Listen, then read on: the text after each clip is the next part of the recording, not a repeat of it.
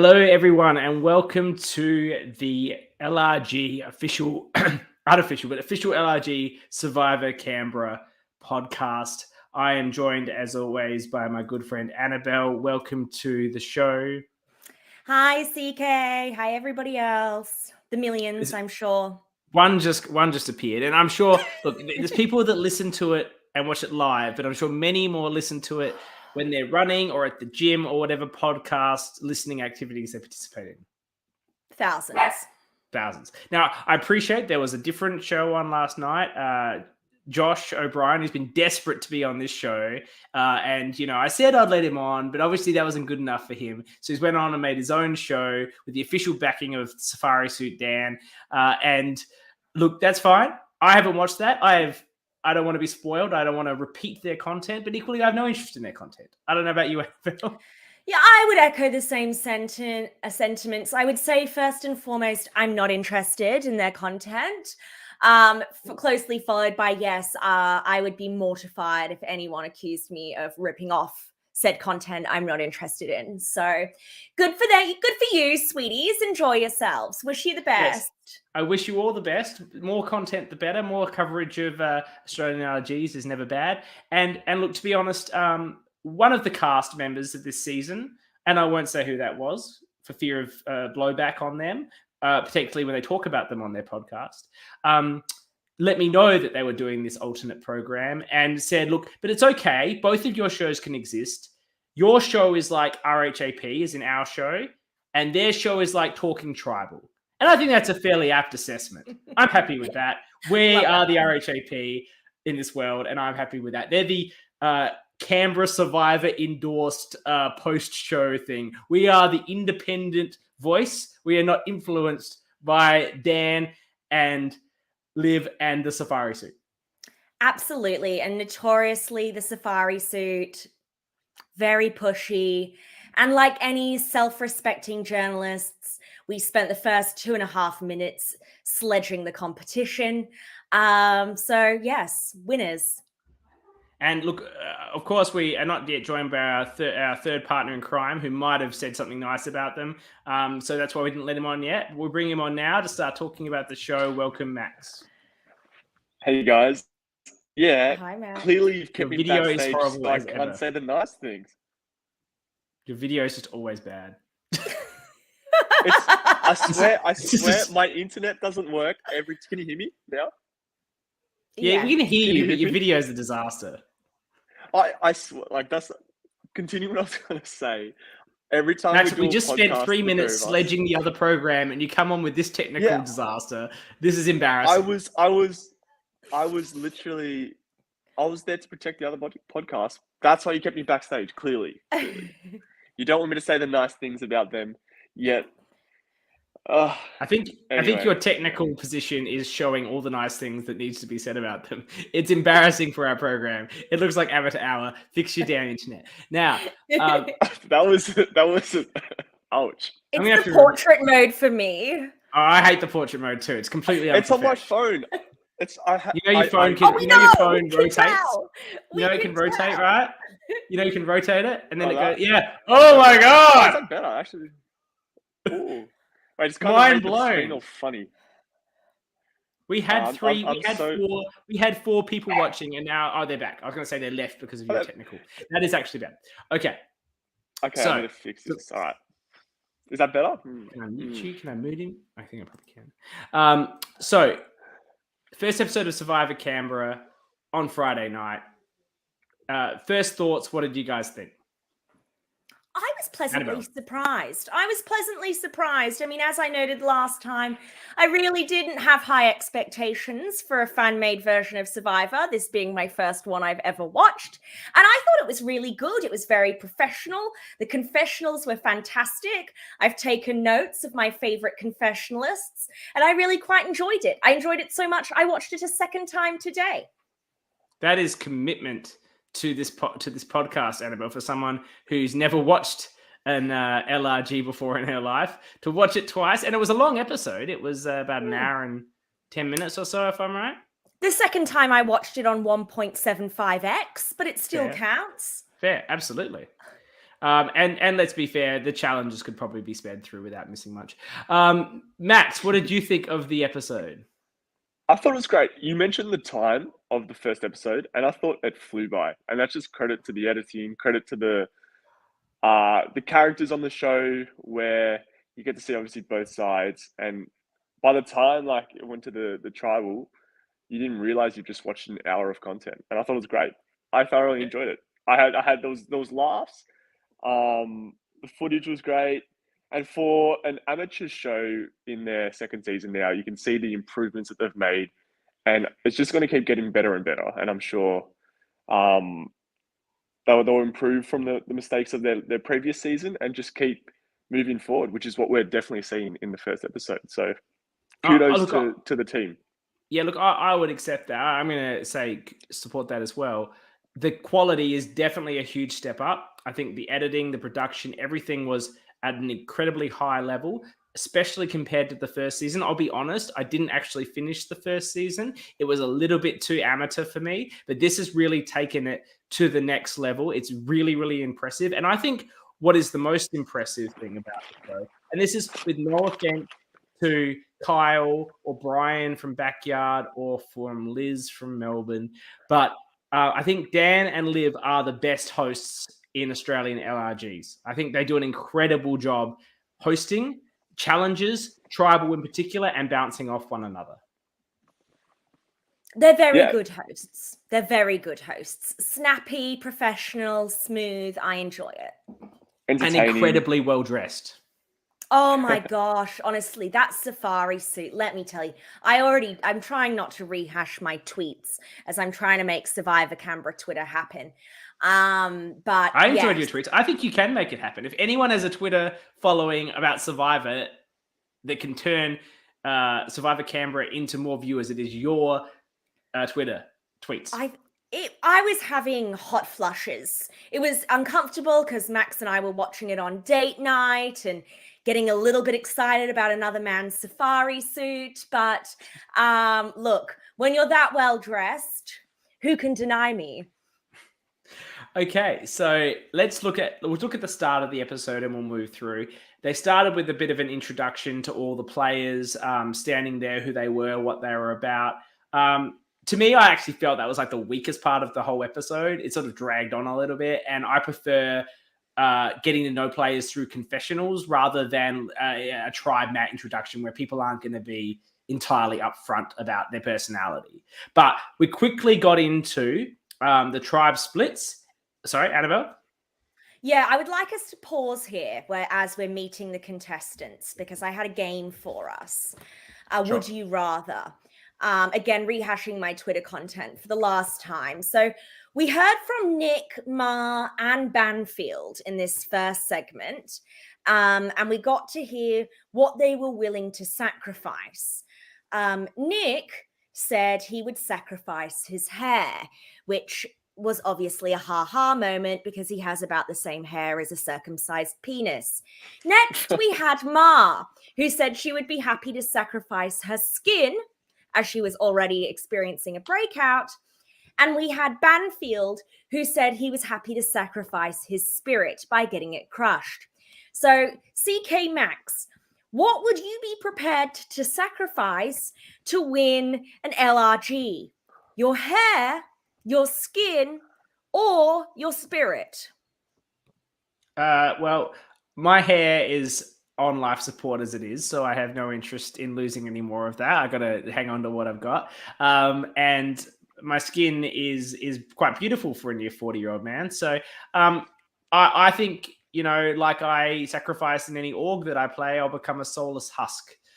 So it's spirit, really. Spirit all the way. I guess I'm left with the boring answer of hair. But you got such beautiful hair. You also just grow back. I'm at that age, CK, where it can still grow back. So lucky me. So still got a few years where I can shave it off and let it grow back.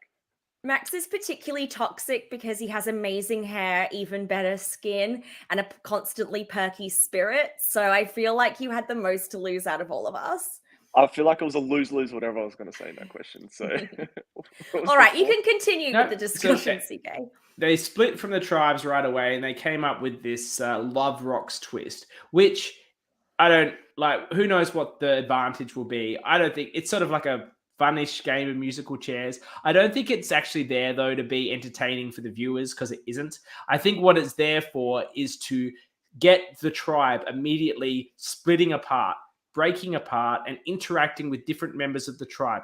If you don't do something like that, they end up just standing around their camp and no one can have any real discussions. And in one of these LRGs where you've only got a couple of days to play the whole game, you've got to get going quickly. So it really gave everyone that opportunity. And I think we got some really interesting discussions between all the tribe members. What were some of the discussions that you thought you saw seeing come together that were the most interesting?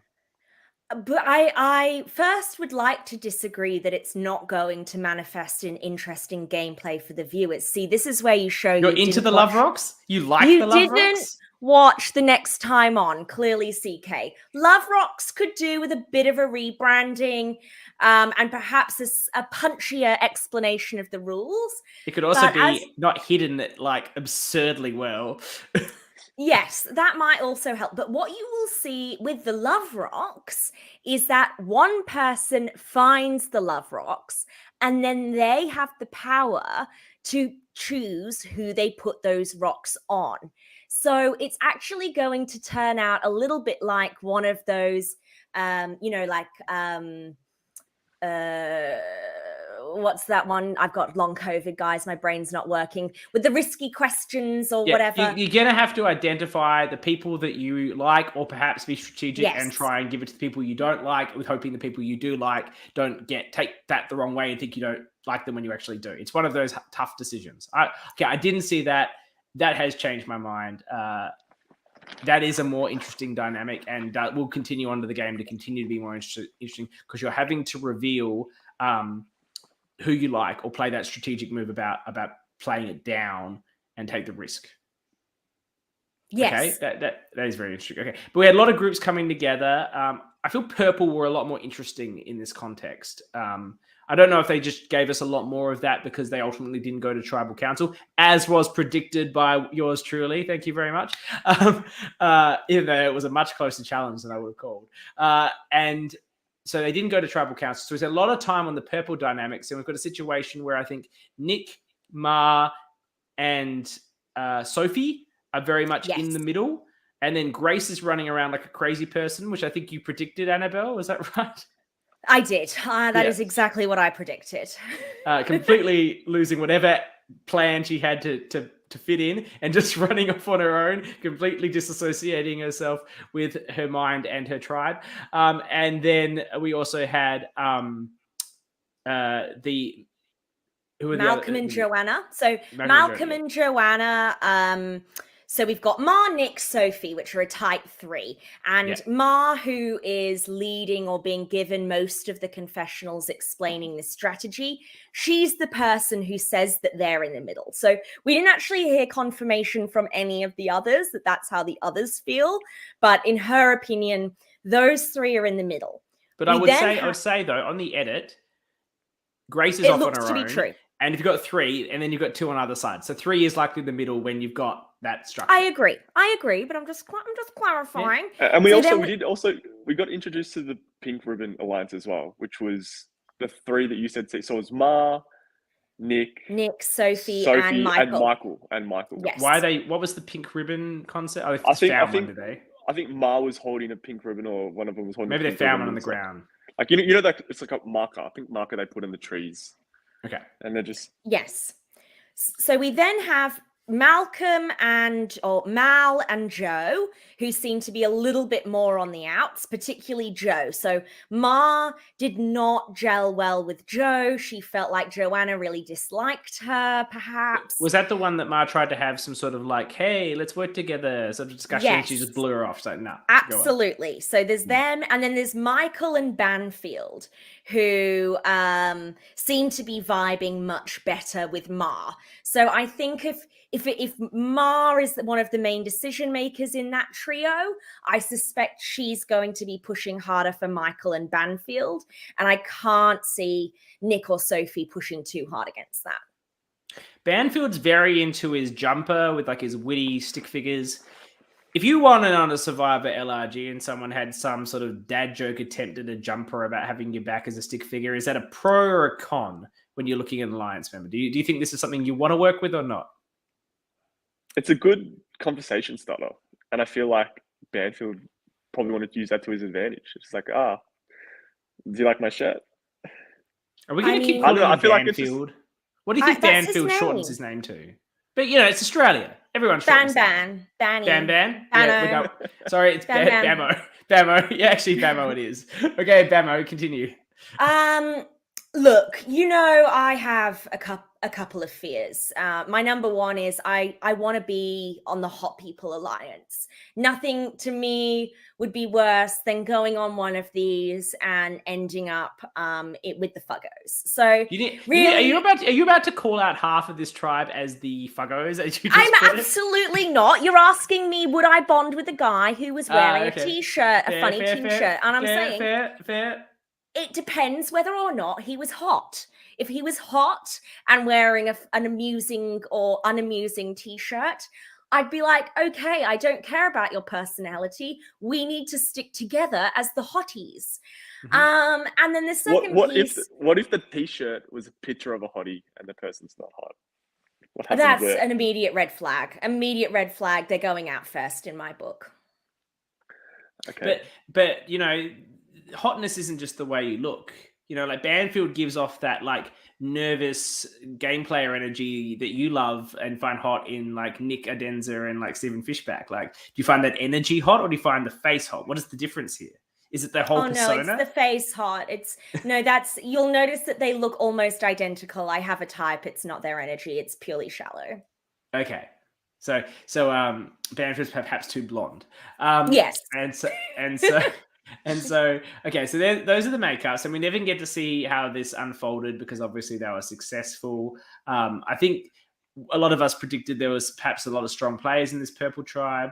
Does anyone have anything they want to talk about on the Purple Tribe before we move on to the Orange and then the Challenge? I don't think we'll discuss Purple much more unless there's anything people feel the specific need to.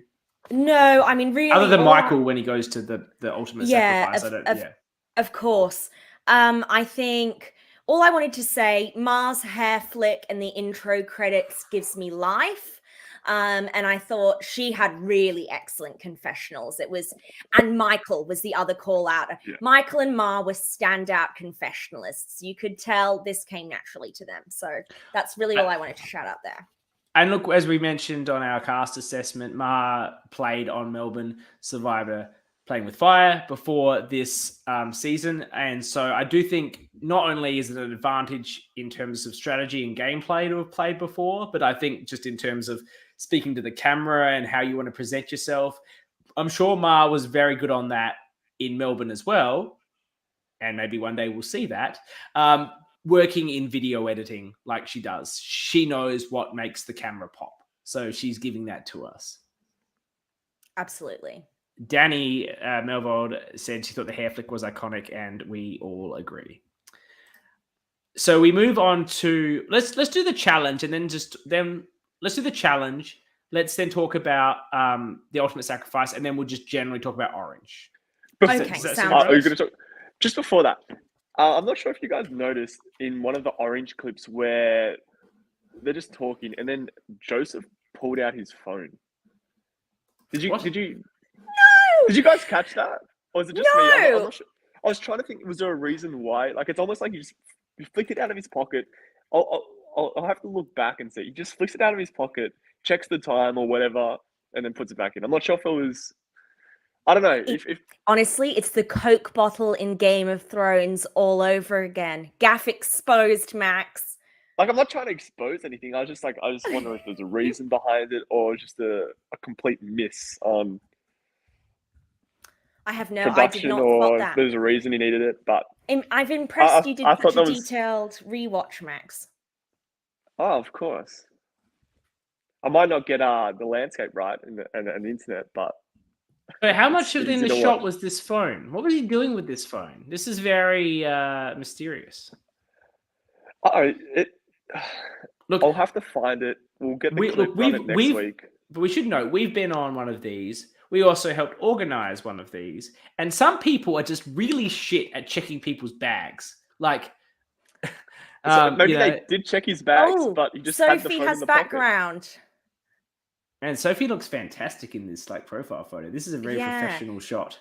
So Some Sophie, quality- some you Thank you, didn't have Sophie. you didn't have cavity searches, then I take it, before going out there. There was no phone confiscations. All right, let's move on after the Joseph exposed party to the challenge Not trying to expose him. It's just I thought think it you was were. I think you were interesting. being really sassy, Max, and that's okay. We don't All right, mind. I'll take that title. Okay, so this was a tug of war, which hot. We love a tug of war. And we had some matchups here. Were there any in particular that you enjoyed? I want look, to. I want to know that this is a callback. They did this as the first challenge of season 1, so this is a bit of like the Survivor Canberra tradition now. I don't know if they put them in the little circle, but yeah, my favorite matchup was Dom's interference on the outcome. Yes, that was my favorite too. We all know Dom from season 1. Even if you didn't watch season 1, if you're around the org community or the games that get played from here and there, everyone knows Dom. He's larger than life, and he's training. Literally now that he's training to be like a bodybuilder, and I wouldn't fucking put it past him to have completely dogged Simon on that fucking footstep. Absolutely. If Dom was my adjudicator, I would demand video. The footage. Let's go to the video. There's cameras everywhere. What you got to remember, before that captain's round, it was the Grace Anna matchup, and the same thing happened to Grace, where she was put her foot back. I just so briefly I felt in the clip, and I feel like that was where the next round's adjudication came from. Yes, it was the sudden death tug of war, and probably a bit harsh, given the fact that, like, yes, Simon stepped out, but given the fact of the severity, it could have been. Did he step out? Oh, I haven't seen. I looked back on it, and you could see the hesitation, like the step forward, the hesitation. You could see and also Simon Ben hesitating to not blow his lid about it. That's what you could see. He was seething. You could see Banfield kind of paused as well. Simon was ready to fucking explode about this bullshit that was his stepped out foot. And I love Simon. We have to remember, yes, it's a. Mel said, he was "Yeah, out. well, you would say that because you got the super idol out of it." Going back, he does step forward. I'm not saying, but like I think just what fixes that, if they decide to go for a third time in a row that tug of war challenge for the next season, whether they just put a little platform to make it obvious that they step off. Look, you are the challenge guy. Like Max, instead of a spray paint. For people that know, Max built and designed with Brady all of the challenges for Melbourne Survivor 4, which we recently were all part of organising, and they were incredible. So I will defer to Max on challenge ways to improve challenges. And it's not really that I want to nitpick or anything like that, because I thought they're doing a great job. Obviously, it's just next time to make it solid. You rise there's a little platform, so if they step off, it's very obvious. Versus having a spray paint, I think it was just white spray paint in the ground. Whereas in the Dream Team footage, we saw there was like a little ring. So even though having that little ring would have made it more obvious if they had it back on the. Mel's here. She said they were setting a very small. I did feel it was too small. Like it felt like a very confined thing. To be honest, I prefer a tug of war with just the rope. Like the flag on the rope has to go past a certain line. I feel that's just a better way of judging it. But I think it was a good challenge with some other good matchups. I think John and Ma, as we said, both. Look, there's a lot of discussion about the hoop. This is a very topic of contention to the cast. James Wolfe I assume he lost his heat. This is why he's complaining about the hoop. No, I actually want to bring up yes, his challenge. Wolfie lost to Banfield. Hence the complaint about the hoop. His tribe was 3-0 up. If Wolfie wins there, they're going in 4-0 with essentially 4 match points. Yeah, but Max, so you see, the hoop was tiny. He could barely move and stay. His defense is right here. Everyone had the same hoop. Everyone had the same hoop. It's important that some of us with tiny the guys feet have get an bigger advantage. feet. Yes, and Banfield and Wolfie, Wolfie, same height. Tug of war. It's a strategy that went into it. How do we feel? How do we feel? And they're doing this a bit on Australian Survivor at the moment, so I think it's worth raising. Because in American Survivor, it was very much like man versus man, woman versus woman. And we're in an equality world now. We're very focused on ensuring everyone is treated the same and given the appropriate opportunities. But how do we feel about male-female battles on what are essentially feats of strength? Are we good with this? I'm going to defer Annabelle's opinion and just go with that, to be honest. So I don't get into trouble. Look, as somebody who has seen Ma and John in person, seen them compete in challenges, Ma is jacked. Ma is super strong. That woman has thighs of steel. She could stay in a squatting position forever. Okay? I could beat up John. So I don't think that we can say in that scenario that John had an unfair advantage via this testosterone surging through his veins. Okay? Testosterone-fueled John did not have a chance against Ma, who pulled him off his feet within a couple of minutes. So seconds, I would assume. Seconds, not minutes. I think, look, I do think that it's sometimes about size and strength matchups. Yeah. Okay. So look, they went through it. It was as you say, a huge comeback, Max, from the Purple Tribe, who were well down. Captain's match, Simon versus Banfield. Simon gets screwed over. Orange lose. And do we want to talk about anything more about the challenge, or are we happy to move on to? I want to say the filming of the challenge, just the whole contrast. I've seen both of the tribes, both hosts in the middle, the challenge coming in front, and I like the little things. I'm not sure if people watching notice, like there's a bloody kangaroo hopping in the background of one of the challenges. Like that's cool. Like what a shot. Yeah, look, it's an easy challenge to block, but they did a very good job, because when you do these things, you've got people everywhere, and not everyone there is a volunteer. They're helping out. They're not as mindful about blocking and shots as you would have on a real set. So it is quite common to have people wandering through, which is never an ideal outcome. So this was done very well. It's probably an easier challenge to film that way, but I'm sure that goes into the thinking, and it'll be interesting to see if they can do similar, really interesting, good shots with the challenges, because it can be hard in these LRGs to keep the challenges in a really entertaining way. No, it's filmed and shot, just because it doesn't have the production that an Australian or an American Survivor would have with the quality of the apparati they put in the challenges. So it looked great. It looked great on camera. Simple but really effective, and their tradition now, 2 seasons in a row. So Purple win, and they choose Mel to. Everyone's here. So Sophie says the hoop was fine, which says off. Banfield is his last name. Interesting. He's gone with the call me Cochrane, call me I'm blanking, guy, Fishback. Give me the last name. Give me the Savage. He's just rolled in with the last name. He's not even trying to earn it. How do we feel about this? He'll always be Dano in my books. Yeah, by the way, you missed that, Banfield, if you weren't watching earlier. We thought it was your first name, and it's too long in Australia, so you're Bamo, and that's what you're going to be for the rest of the podcast. That's what you get. I do like the alliteration, though. Who does? I love a good alliterative name. They choose Mel to get the advantage or go to the ultimate sacrifice. I think that's a smart pick. After all, I'd called Mel to be the first boot, so if I was on the Purple Tribe, I would have sent her there too. I guess I am in furious agreement with the Purple Tribe. How did you guys feel about who would you have sent from Purple, from Orange?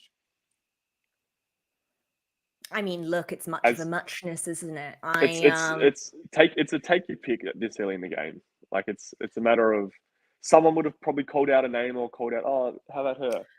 I thought it And was then actually, yeah. I mean, I think it was actually a more interesting choice as to why Winnews decided to go and take Michael.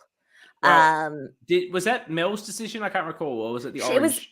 It was tribes? Mel's decision, but she was definitely taking input. There were people whispering to her. Mel is here live on the chat. If she wouldn't mind dropping in like her thoughts about why she chose Michael, that would be really fantastic for the purposes of informing the viewers, which are just other people that are on the show, so they probably know. But I'm sure there will people be listening to this in their various podcasting when they listen to podcasts, whatever that may be. Admittedly, there's a lot of live Survivor on at the moment. People have busy lives. It's very hard to keep up with it all. So we'll find out why she chose Michael and after they go to the ultimate sacrifice, which we'll spend a bit of time on because it's the name of the season. It's obviously a core principle. And for I'm sure we all watched it. Okay. Her answer was, I liked Michael and James thought he'd be good too.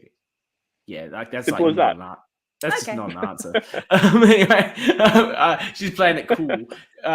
She's still playing Survivor. She's like, yeah, I like James. I like Michael. I like everybody. I don't want to vote anyone out. She's still playing Survivor here in the chat. Now, we go there and there is a menu of advantages that can be obtained. And we're going to spend a bit of time on the Super Idol because the big question is, have they got the price for the Super Idol right? Both in terms of for the players in a game sense, but also to make it satisfying for the viewers. Because Super Idols can be a little bit crushing in both senses in terms of damaging strategy, because this person can always just play this whenever they like, and also therefore making it unexciting from a viewing point of view. But they have made it quite interesting to get. And what did you guys think about?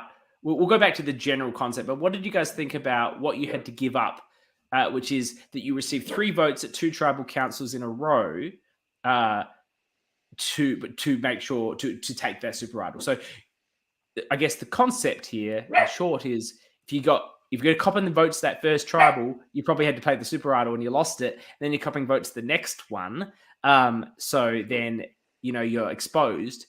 She's got through one, as we know. So now she's still going to cop the votes in the next one. And if they figure it out, which is possible, then she might have to use the Super Idol and it was all for naught.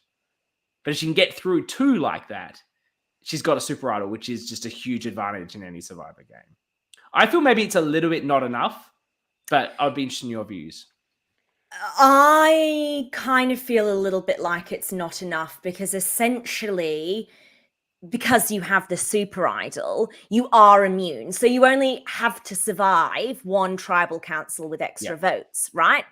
I think even if it was 3 tribals where you get 3 extra votes, you then have to survive 2 tribal councils unprotected.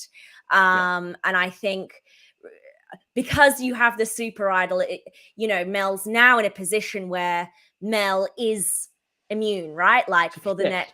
Yeah, that's right. Worst case scenario, 2 new people go to the ultimate sacrifice. They read the thing and they're like, and then John, who was mind blown, confused about the 10 votes, you sort of look at his face with like, what are all these votes?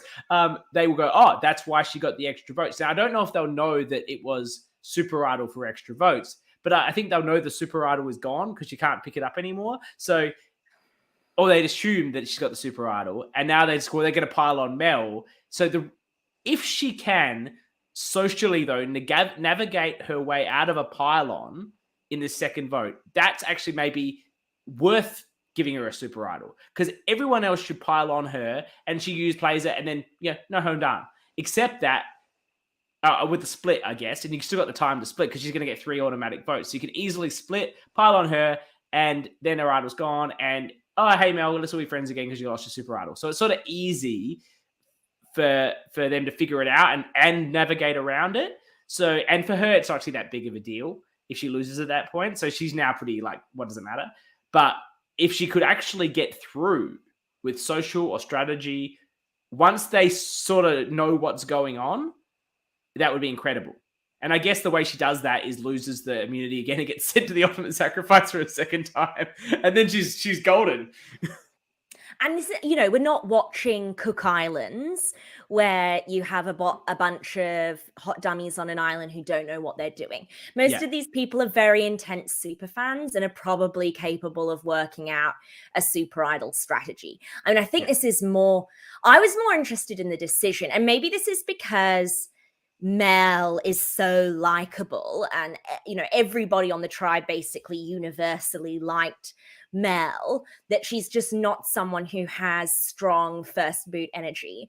As someone who radiates first boot energy, I feel like even though you don't want anybody else to have the super idol, so you do have to go for the super idol in that first round. Yeah, you have to. Like, I don't. The thought of making that sacrifice, I think, as somebody who would be probably first boot, that would be very tough for me, being frightened about what that disadvantage was going to be. But Annabelle, I also exude first boot energy, so I know what you're saying. So you're already getting the votes. The first boot on most first tribal councils are unanimous. Everyone just piles on the one person, right? So you might as well take an extra 3, and then you play your super idol, you fuck someone off with a big move, and then you've got time to regroup. Yeah. That's your best chance. It must be, you know what, Mel? It must be so nice being a genuinely likable, nice person. Toxic. But yes, I think she made the right decision. I think maybe it could have been a little bit tougher, but we all simp for Mel, so I'm glad that she's only got one more to get. There was the other 3 draws. So I just want to say before we go on the other draws, I did message Dan about this because I was talking about has he threaded the needle? Has Dan and Liv threaded the needle of the super idol, because it can be so damaging from a viewer point of view. And I think they've got it right pretty much. But as I said, maybe one more tribal, as we've discussed. Or maybe it could have been a cascading 3 in the first 2 and the second 1 in the third or something. But what they've got lucky with is who got it. In the end of the day, half of this stuff is who gets the advantage. And if the wrong person gets it, and I'm not saying there's a right person or wrong person, but you want a character that the audience is going to root for, that you can edit in a way the audience roots for them, that is a lovable character, but is not just a wallflower, like actually is a character in the show that people care about. Like if some random sort of like goatee sort of player, and I'm not saying anyone in this is that yet, I might later once I get to know you all a bit better. But when you are, that's boring. That's boring as shit. But Mel, I think, was always going to be a big part of the season. She's got great energy. She's a big character. You said she was going to be first boot, CK. Yeah, but then she got a super idol. I can't control the mechanics. Why would I conceive that Dan would put a super idol? Super idol. Mel was always going to be a major part of this season. Mel, we're team Mel. CK was never he's a fake fan. I'm an honest fan. I'm sycophantic right now that she's got the super idol. I was honest from the start. I'm honest right now. She's good value. She's very good value. What I found interesting though, coming back to the camp, telling the story how she was honest, I would have liked maybe just I'm not sure if you're still listening now, the thought of saying that Michael was the one that actually picked the white rock and you got the black rock, being sent back to camp with nothing. Yeah, is that what she said? I missed that. No. I'm not. She didn't say that? No. Mel came back and was honest and said everything. Yeah, that's right. You could say everything honestly, say the exact same story, but the only thing is you say that you got the black rock being left with nothing. I don't know. Up in your face. I don't know. You reckon? That would blow up. It would have blown up already because John and the votes, yeah. And James are gonna, and some of those other people will know about now. The votes are there, and they're like, "Why the fuck did she get 3 votes? Additional votes?" Obviously, that was to do with what she took. I get, so she would be damaged. Schneider is asked. You could palm it off saying that it was 3 votes from Michael. like Michael. There were 10 votes. You can't throw it for You something. can't manufacture the extra votes. And yeah, Mel points out that, they could have asked Michael at the next challenge.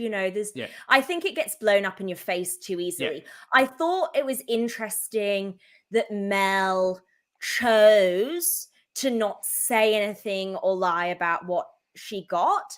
Especially thinking back to Survivor Second Chances, when that really damaged Stephen Fishback when he got that advantage that he leapt off the diving board into the water, and then didn't tell anyone other than I think his most immediate ally what he got, and so everyone immediately piled on him. But I think Mel, it wasn't immediately. It was like the vote after. And he told Tasha as well.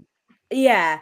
So I think that was. Oh no, you're I right. liked how she approached it. You're right. I'm wrong. They piled onto him, and then Jeremy saved him with the knife. Yes, you're right. Yeah. Don't question my Stephen Fishback history, honey. And I think it sets a good agenda, particularly for people like John and Simon and James, and perhaps other people will see that want to play a big game on that tribe. That you can go to the sacrifice, you can get something, and we're setting the message but you don't have to tell people about it.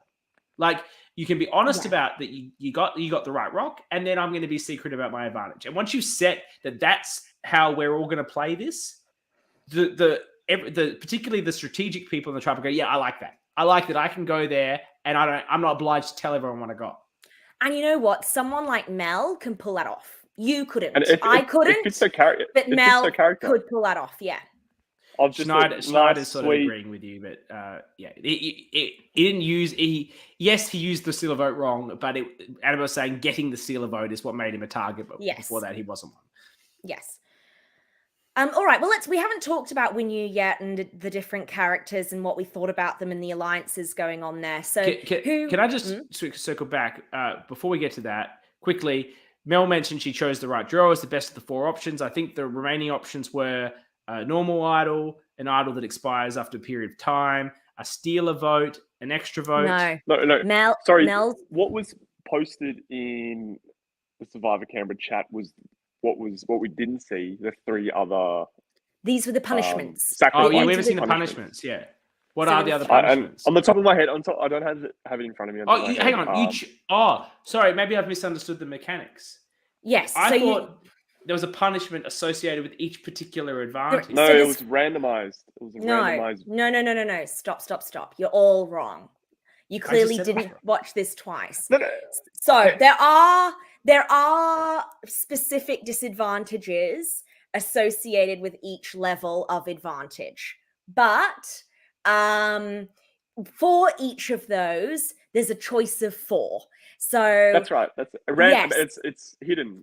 So then she went and pulled. She said, "I'm choosing the super idol." So they put the 4 different potential disadvantages in the draws. Mel chose one of the 4 draws at random.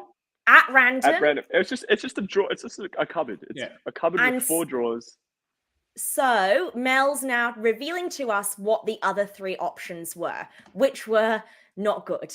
Lose next 5 votes. What does lose votes mean? That means she can't vote at the next 5 tribal councils. Okay. Sit out the next 5 challenges. Honestly, that's a nice relaxing time. I don't think that's so bad. I was going to say that's my personal fantasy. Yeah, public votes for the next 5 tribals. No, this is your fantasy, Annabelle. Standing up at every tribal, just telling people who you're fucking voting for to their face. I hate you.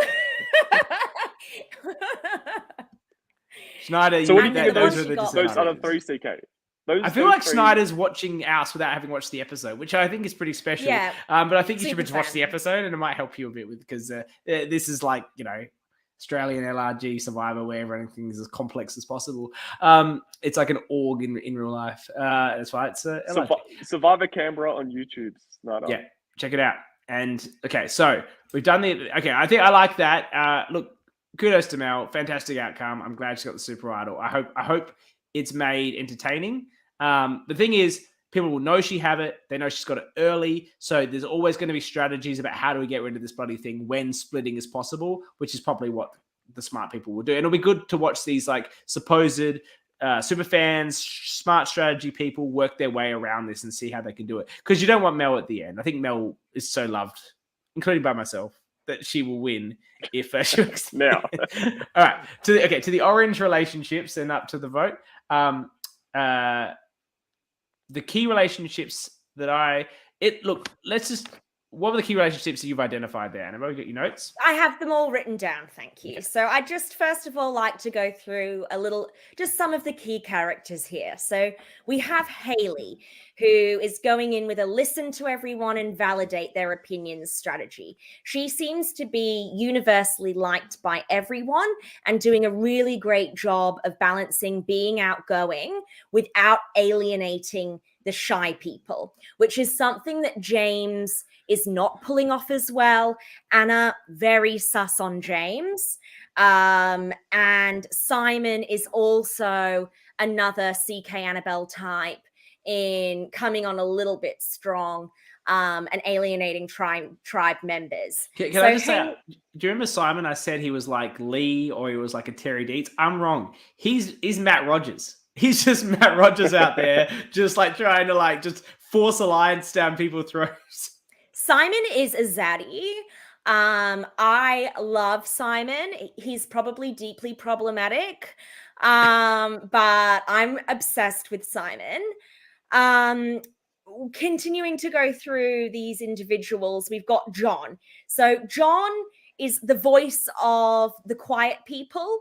And probably I was a bit hard on John in my cast assessment. So sorry, John, you've done a great job. John was really the first and only one for a while in the edit who was always making sure that he was with someone and never alone. That said, Zaddy Simon seems to be clashing a little bit with John, bossing John around, calling John out when he thinks John's being socially awkward. So Simon potentially coming on with a little bit of bully energy, but you know what? Sometimes bully energy can be hot. So in Simon's like a super mind, toxic way, yeah, sure. in a super toxic way. According to Simon, Simon is in an alliance with Sam, and Haley. Sam it burned bright. This alliance, it burned bright. As both Sam and Simon were potential names that came up. And Simon cut her without a second thought. Well, Simon and Haley both voted for Sam, but both said in their confessionals that they were pressured into it, which is why the power seems to be actually sitting with James Wolf. So Wolfie, as I said, he was going to be my fallen angel, even though Anna is very sus on James. She's still voting with him. Joseph wasn't quite fitting in, but James manages to buddy up tight with John. John and Wolfie are a tight strategic pair. They bring in Anna and Mel and Joseph, and essentially strong arm Simon and Haley into voting out Sam as well. Except there was a key moment in the edit where there was a key moment in the decision making is unsure. They come back from the challenge and Wolfie says, "Sam, come to the water well." And she's like, "I'm not interested in your fucking water well. Get fucked." Big Wolfie. moment. Big moment. Because I've got my 3-person alliance for Simon, so like we're good. Oh, and I didn't vote with Jim. I don't know why she didn't go there, but that may have been a factor. It may not have been. It may have been a convenient reasoning for James to sort of say, "I don't want to work with this person." But if you get invited to the strat chat, you should probably just go to the strat chat, whether you want to work with that person or not.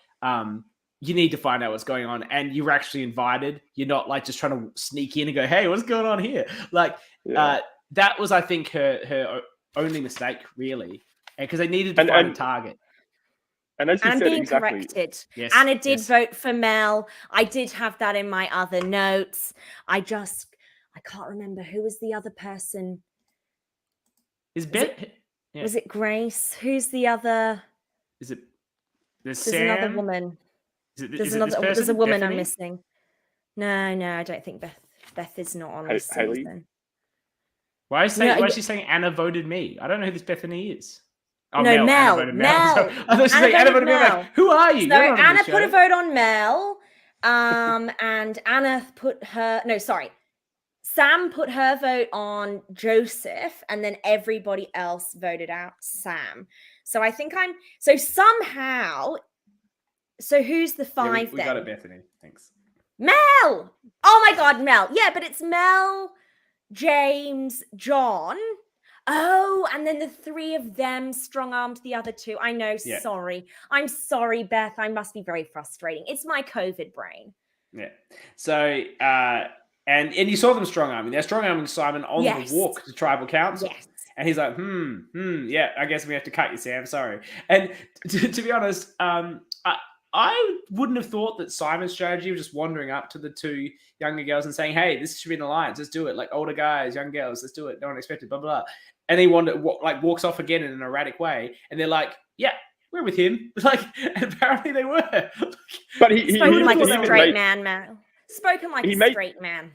If Simon walked he noted that to the camera. He's like, old man, young girls. Who would have thought? He's good value. It's a clever alliance. Great value. I love him. It made me laugh. It genuinely made me laugh when I watched. He's great value. But wheeling back to the whole Sam not going to the water to get water with the other 4 or 5 that were there. It was 5. And 5. Yeah. But the fact that Wolfie or James brought up the fact that she didn't want to come, especially for the first vote, it's when no one really wants to throw out a name, it's just like that awkward, like, oh, who is it? It just makes you such a big target, as you said. And it was good gameplay with Wolfie bringing up Sam, saying the fact that she didn't want to come, and so she doesn't want to come. She clearly doesn't want to work with our group, so let's vote her out. Like something personal, and God knows if that's even what she felt. Like she probably didn't. It was probably just she just didn't feel like getting water at that time, and just didn't think about what was going on. It's very hard in these intense environments. There was another and it's scene. just a mistake. It was a mistake. She was the queen of giving nothing, because there's then another scene when they're on the way to, maybe it was on the way to the tug of war, and James is trying to make small talk with her and says, so what do you think that the challenge is going to be? Sam immediately shuts him down with, no idea. Well, to be fair, she has no idea. I have no idea. It's an annoying question, James. Question, James. It's a stupid question. I don't know. I'm on my way to get fucking voted out. I don't want to small talk to you about bullshit challenges that I'm never going to see. Like, come on, I get a fair fucking position. Obsessed. I love her. Give us nothing. I don't want Mel's given us the hot tip that she looked for rocks most of the time by herself. So that would have also made her a target. Yeah. People are obsessed with the fucking rocks. Like, you don't want to... For people that go on these shows, looking for advantages should be secondary to building relationships. This isn't rocket science. The thing is, CK, having the ability to freely look in that situation is, especially the early days, if you can do it in a group and be able to look around willy-nilly, but still talk to people, it's such a good advantage. Absolutely. We talked about this earlier. It's a great way of designing the episode and allowing people to freedom to talk. Doing it by yourself is utterly pointless. Not giving anything away from our season, but something similar happens for us, and that allows those connections to be formed early, and also allows you to walk around the camp, check out for potential idols, clues, whatever it is. But you can use that time to build relationships, and obviously Sam didn't see that as the important move, and particularly with these rocks, we don't get anything for at least 3 or 4 like rounds, you know. So let's just recap the alliances here. So we've got. Sorry, let me just interrupt you for a second. Schneider, our loyal listener, he said, you asked about my racing last time. He says he finished 10th on Monday night, and Michigan is best track. Well done, Schneider. Shout out to Great Schneider. To hear. Number 1. We stand Schneider here. Okay. So we have in the power position a very tight duo in John and James, with Mel as part of that core 3 as well. Then we have the now depleted alliance. Oh, I broke an L. Sorry, team. In Sam, Haley, Simon. And then we have Anna and Joseph, who aren't quite fitting in. Anna was invited to join the John James alliance, but is feeling a little bit put off by Woofy's vibes, which is I fair don't enough. understand. No, he's such a hottie. How could anyone be put off by Mr. Charming? Because he asked you random questions about like what the next challenge is going to be when you're on your way to fucking execution. They're the sort of people you want around in the early days. Like, it's fun. He adds value to the tribe. No, I'm not. I'm messing with him. We're just having yes, we're teasing. Okay. So serious. So they go to tribal council. Oh, can I just take this moment to address props, set design, all fantastic.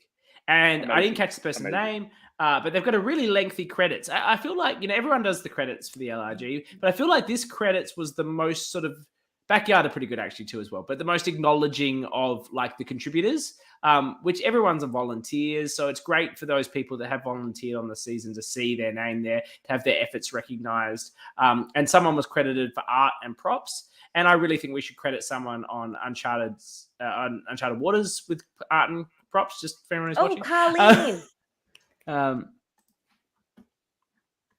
Okay, yeah, Carleen from incredible. And it really has. Look, that stuff isn't easy to put together and to think concepts and do them well if you're not sort of an artsy person. But it's really important. It really makes your LRG like go to the next level, and they've done a really great job this season. I think Tribal looked really good. I think they did a good way of getting a big, like the tribe split on the benches and the logs and the background. And so we get there. And what did you guys think about the tribal discussion? Yes, the flags were epic. Those are without doubt the best tribe flags that have been in any Australian LRG, no question. Most even going down to the logo, to the buffs, and even how they've made buffs, and even though you're not supposed to, they put the actual buff logo on this season's buff, which I love, and it's just all down to the. Oh, I see. You're saying that you have breached copyright laws by putting the word buff. Yeah, well, Nick's a very talented graphic designer. It's great how Nick designed the logo before he went on the season. Is that why he was cast? I know he's a good player. Look, I'm not questioning who's doing the casting. Do whatever it takes. And who's doing favors for who, but I can tell you that I did the casting for Uncharted Waters, Melbourne Season 4. And Nick did the logo for that too.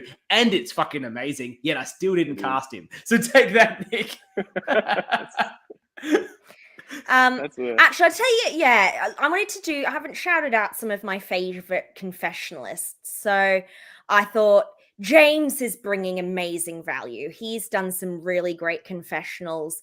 I loved Mars confessionals. Those were really great as well.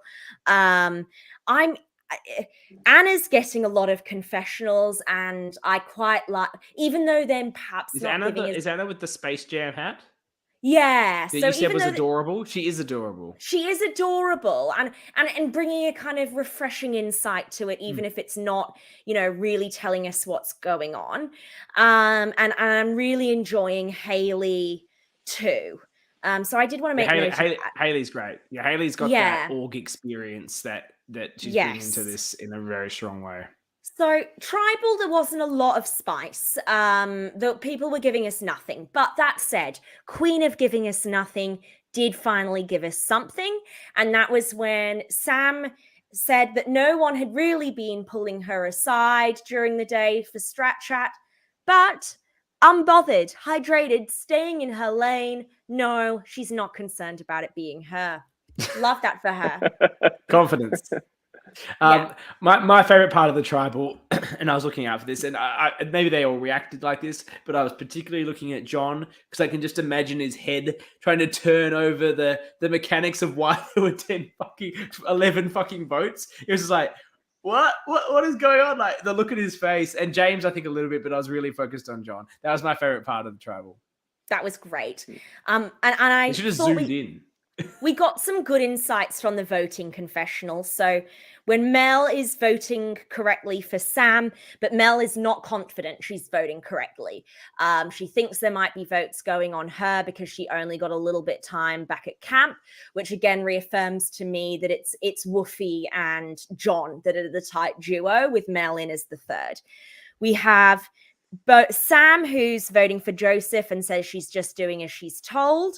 And then we have Simon and Haley, who both vote for Sam but say, I didn't want to. I tried to swing the votes the other way, but this is, I've been pushed into doing this. Didn't make the edit. Simon may feel yes, that it way. did. No, Haley's was in the end credits. Haley's was in the end credits. What I'm saying is Simon can say he tried to swing the votes the other way, but I didn't see any of that in the edit. I saw him just go, yeah, okay. That's a done deal then, I guess. I'm confused. How hard did he try? Yeah. Why Anna was voting for Mel. Mel was not a name that was being floated around back at camp, so I'm interested to know what that decision was. Mel might be able to share. Look, I imagine that was the plan that Simon, Mel... What did Sam do? So they told Sam it was Joseph. So that's why I don't understand why Anna wasn't a vote on Joseph. So maybe we'll get some more insight into that in the next episode. The other thing I liked at Tribal was Sexy Safari Suit said at the end, next episode we'll find out who are the lambs and who are the wolves.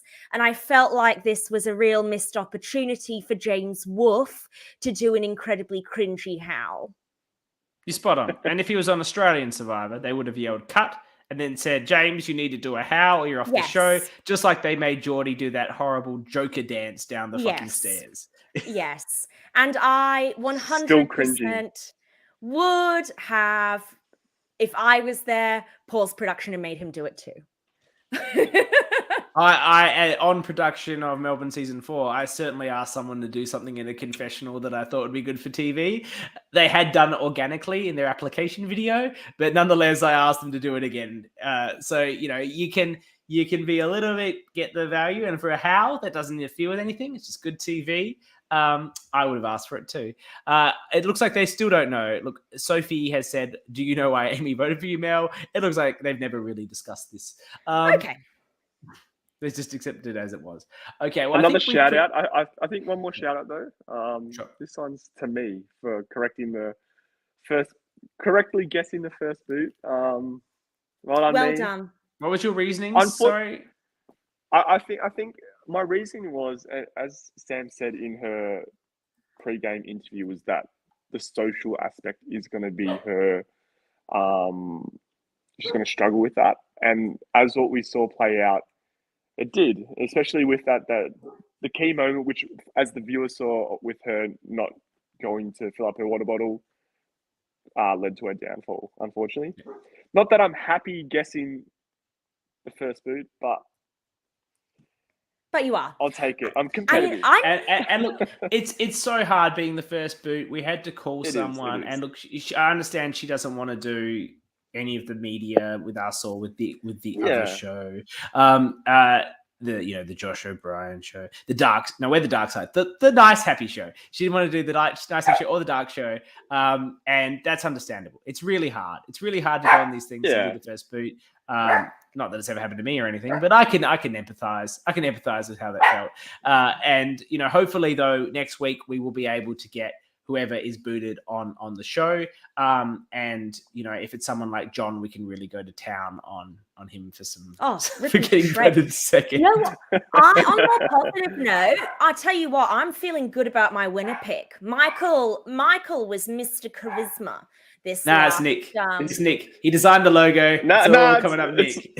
My winner's pick is Mom. I think she's getting very good at it too. But to be honest, I think, look, if I'm going to be frank, I think it's actually the final 3 that we have. So we'll see how it goes. I think that 3 are going. They're going to go a long way. Thank you, everyone. Pink Ribbon Alliance. Yes. Who knows? Yeah. Thank you, everyone, for joining us. We've had a lot of watches, and I'm sure there'll be more listeners at the end. And Bethany wants Soph, so she wants the Yes. fourth person. Oh, that yes. alliance. No, obviously we all want That's the Sophie to alliance, win. yeah. So What is that saying? So thank you for joining. We'll do this weekly around this time, maybe a bit later, whatever. After Canberra Survivor, I think it's a really good episode. I'm really excited for the next one and chatting about it. And I hope to see, obviously, the two of you back, and equally all of our wonderful people that are commenting on the show. We love you watching and putting the comments in. We try to show as many of them as we can and engage with them, because it's great to have you here live and engaging in the conversation. It's great if you're listening to this on a podcast. If Nick, I'm sure Nick is he's not here today. He hasn't commented. So I imagine he's going to be running. He's really running. He's going to be listening to these, and he's going to be going, fuck you, CK. And I look forward to him doing that wherever he listens to it. Like, either way, it's always positive. So thank you, everyone. Thank you, Annabelle. Thank you, Max. And thank you to everyone that popped in. And we will hopefully see you all again next week. Bye. Thank you too, CK. Thanks, guys.